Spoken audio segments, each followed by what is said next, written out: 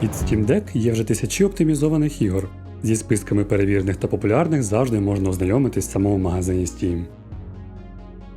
Якщо гра не має зеленої позначки, це ще не означає, що вона не буде працювати на цій платформі.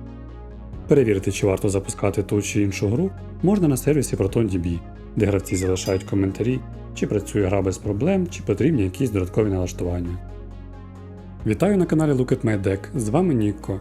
Граю в ігри ще з 90-х, пишу про них вже понад 10 років. І нарешті пробую відеоформат. Дякую, що завітали. Бажаю всім приємного перегляду.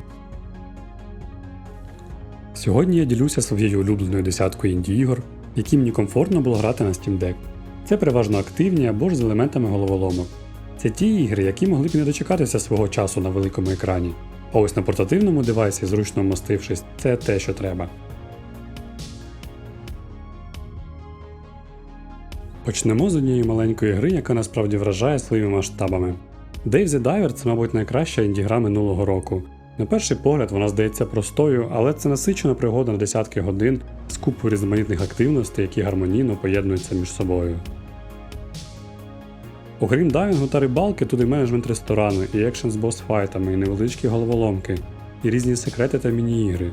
При цьому вона кумедна, з теплою морською атмосферою, у неї непоганий сценарій та логічне завершення пригоди. Ідеальна гра для тих, хто полюбляє культуру скейтбордингу. Волі-олі багато яскравих трюків, їх доволі зручно виконувати з геймпаду чи зі Steam Deck. З часом локації стають складнішими, з'являються виклики для тих, кому недостатньо казуальних пригод. Візуально гра нагадує анімаційний серіал Adventure Time. Є різні персонажі та діалоги між ними, але якщо комусь це не цікаво, то можна легко пропустити та зосередитися на заїздах.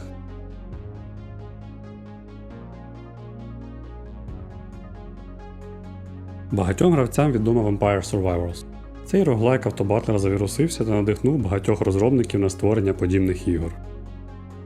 Одна з найцікавіших, як на мене навіть краще за вампірів, це Brotato. Вона варіативна, з приємним візуальним стилем та набагато динамічніша. Тільки від однієї сесії вампірів іноді можна втомитися та задрімати, а ось Brotato хочеться грати знову і знову, через її темп, компактну арену та невелику тривалість раунду. Ну і звичайно в неї дуже комфортно грати з деки.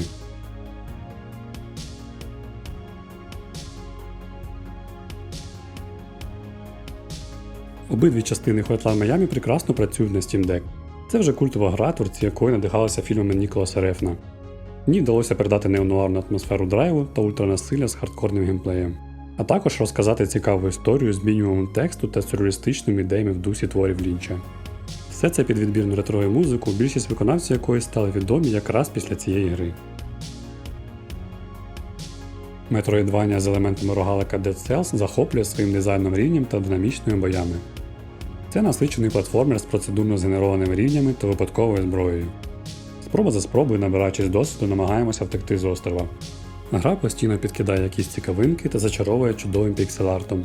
А додатковою перевагою для користувачів Steam Deck є те, що ця гра зовсім не вибаглива і може протриматися до 7 годин від батареї зі стабільно високими показниками FPS. Ще один цікавий платформер з божевільним темпом та яскравим візуалом, який нагадує стиль мультсеріалів 90-х із незграбною анімацією. Pizza Tower дуже швидка та має веселий саундтрек.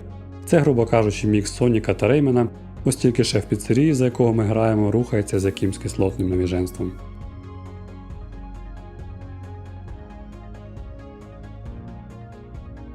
Роглайк-виживач Dome Keeper дарує простий, але захопливий ігровий процес. Тут класно заміксували механіки захисту бази від прибульців, добування ресурсів та розподіл різних поліпшень. По суті, треба встигати вчасно повертатися до купола з шахти, яка з часом стає глибшою. Також в грі є українська, а це ще одна причина придбати та підтримати свідомого розробника. Як і Brotato, Dome Keeper теж розроблена на рушії Godot, на якому, як бачимо, виходять непогані та оптимізовані під деку ігри. Ще одна доволі цікава гра про рибалку з простими, але приємними механіками. До речі, потішить тих, кому подобається неспішно плавати, поринати в місцеві таємниці, насолоджуватися медитативною та водночас тривожною і містичною атмосферою в дусі творів Говарда Лавкрафта. Чарівна та загадкова гра від автора Limbo та Inside з приємним візуалом, чудовою музикою та цікавими головоломками. Cocoon дуже класний темп, ви постійно рухаєтеся, стрибаєте між світами, постійно щось активуєте чи переміщуєте. У неї приємна візуальна частина та зручне керування, через що легко та невимушено грається на портативній платформі. Fez – це вже інді-класика від легендарного та скандального Філа Фіша, який цінує відеоігри, які позиціонують себе як вид мистецтва з оригінальним геймплеєм. Fez має майстерний дизайн рівний та цікавий мікс механік. Тут достатньо секретів, пазлів, приємний візуал та музика. Місцями можуть заплутати неоднозначні шифри, але загалом гра проходиться на одному диханні. Це дуже цікава головоломка, яку я раджу спробувати всім, хто полюбляє вивчати культуру відеоігр, та особливо тим, хто теж планує їх створювати.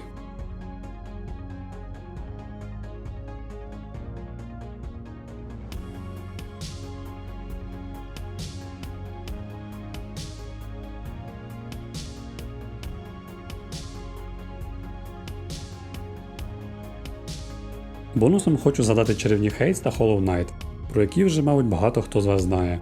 Якщо ні, то обов'язково спробуйте. Перевага інді-ігор на Steam Deck також в тому, що в ці ігри можна відносно довго грати від батареї. В середньому десь по 5 годин, на відміну від проєктів великих студій, де автономна сесія переважно буде на годину-дві.